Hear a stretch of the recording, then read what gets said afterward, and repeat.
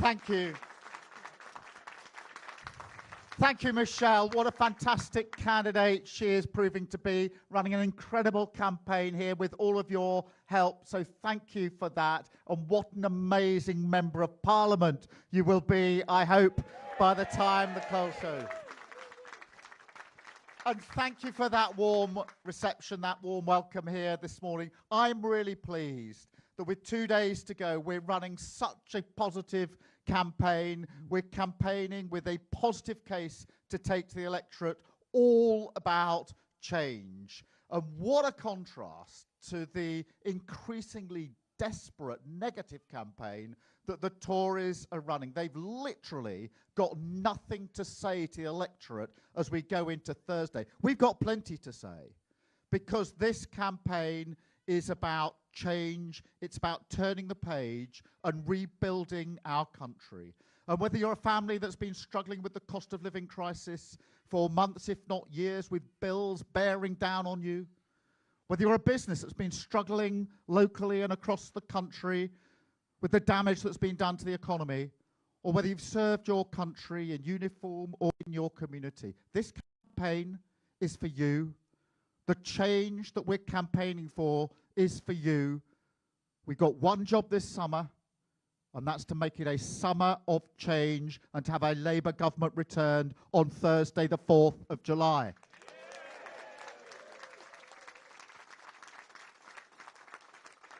And we're able to be so positive because we have changed our Labour Party. We pushed gesture politics to one side, and we proudly say country first, party second. That is the change that we brought about in our party. That is the approach we take to this campaign, and we are asking for the opportunity to change our country for the better and put it back in the service of working people. That is what this is all about. And the contrast could not be starker. Because believe you me, if you don't vote Labour on Thursday, if you vote for the Conservatives or anybody else, then we could end up on Friday morning with 5 more years of the same. We've had 14 years of chaos and division and failure. And have you seen anything in their campaign that suggests that they've changed? I've seen chaos and division and failure. I'd add with a big N, negativity. Negativity as we go into the last 48 hours. But that's what will be back on Friday morning if we don't persuade people of the case for change. And forget the polls. You all know in constituencies like this, every single vote counts. Many constituencies will go down to just a few hundred votes either way on the day. So every vote has to be earned. It's out there to be earned, and we have to work our way through till 10 o'clock on Thursday evening, making the case that if you want change, you have to vote for it. And I do believe the country wants change. You'll have been out on the doors. We've been campaigning for a long time now.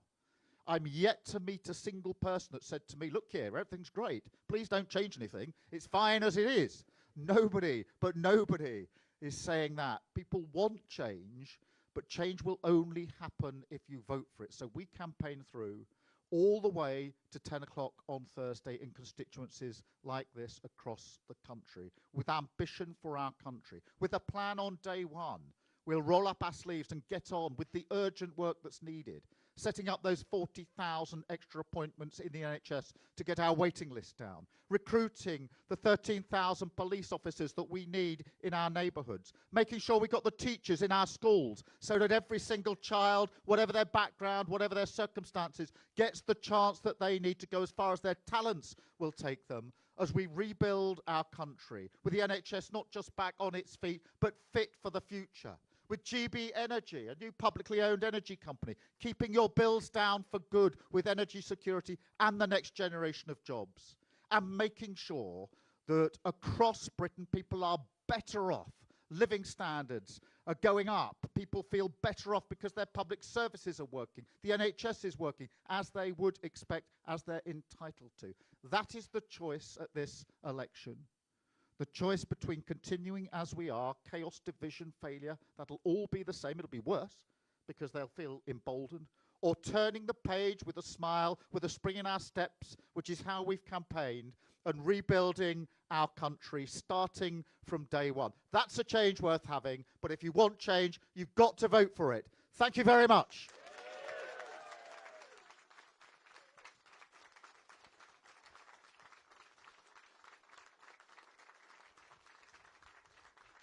Now, I'm going to take a number of media questions, so we'll just do that and then we can mingle. So I'm going to take the BBC first, I think.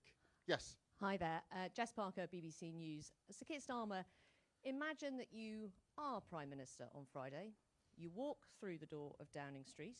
What is the very first thing that you do? The very first thing I do is change the mindset of politics, and the mindset needs to be politics of service. We've had 14 years of self-entitlement under the Tories, 14 years of seeing the Partygate, the breaking of the rules that everybody else was following, the PPE contracts in COVID, the gambling that we've seen in this campaign. Politics needs to be returned to service. And that is the first thing that we have to do on day one. We've got our first steps.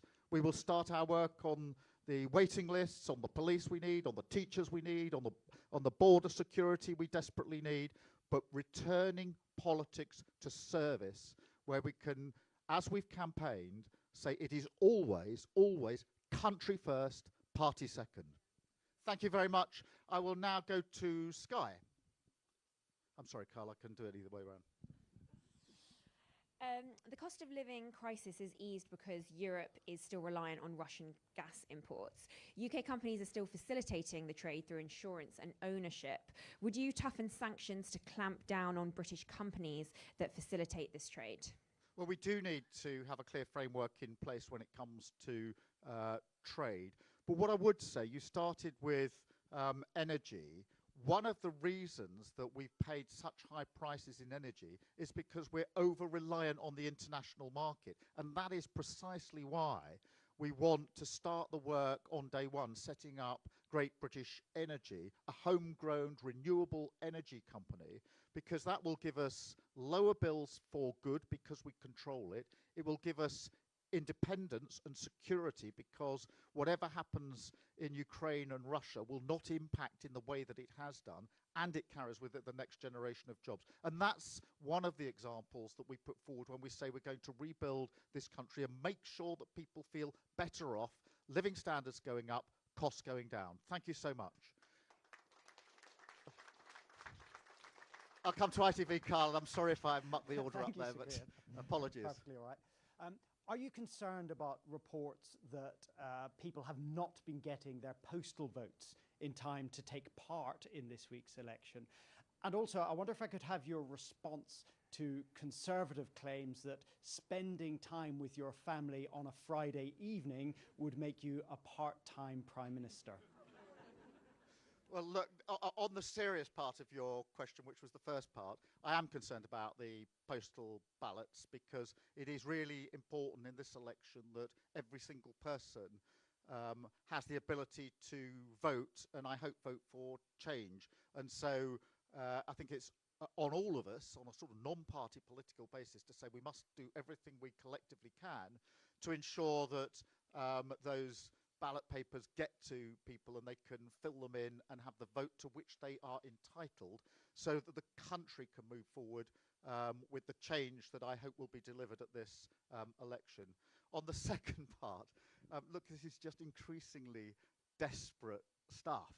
I actually can hardly believe that 48 hours before an election, the Conservative Party has got nothing possible positive to say as they go into this. I've been arguing throughout this campaign, you'll have heard me many times saying they haven't changed, they're just the same, nothing's going to change. And they're proving it because they are not saying, look, if you vote Tory, vote Conservative on Thursday, these things will happen. They're just in this negative, desperate loop. And it is really desperate. My family is really important to me, as they will be to every single person watching this. And I just think it's increasing desperation, bordering on hysterical now. And I think I've got Channel 4. Gary, sorry. I wonder if, in the spirit of change, I can lure you away from sound bites to a slightly more reflective answer.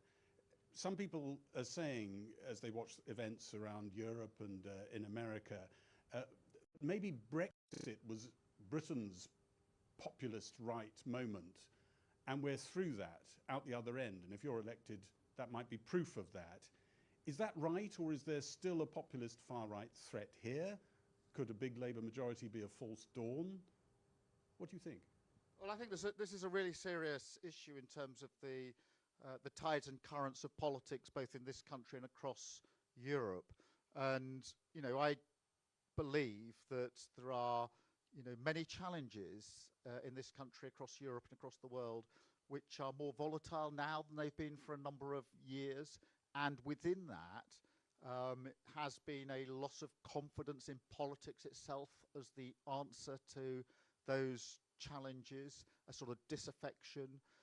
I believe that progressive parties, our party and other parties and governments across the world, are the answer to the challenges that the world faces. But we do have to understand why people have lost faith in politics. And I think if you look at the last 14 years in this country, you can see why, because those party gates, they're breaking the rules that were imposed on the rest of the country, was a real moment of trust with the electorate, as were the PPE contracts handed out at great expense to the taxpayer, as was the first instinct of so many in the Conservatives when there was to be an election, which was not how do I take my message to the country, but how quickly can I get to the bookies. This goes really deep into the psyche, and that's why the change that we hope to bring about in this election to return politics to service is so important for the future of our country, but also so important to the point you put to me, which is how do we take on the sort of populism and nationalism that is taking hold in some places, and we can see that in Europe and other parts of the world. So there's a really serious political challenge here that we have to rise to, and that's why the first answer I gave in relation to the first change will be to return politics to service and ensuring that we have progressive answers to the challenges we face. Thank you all very much indeed. We've got a bit of time to ourselves now. Thank you.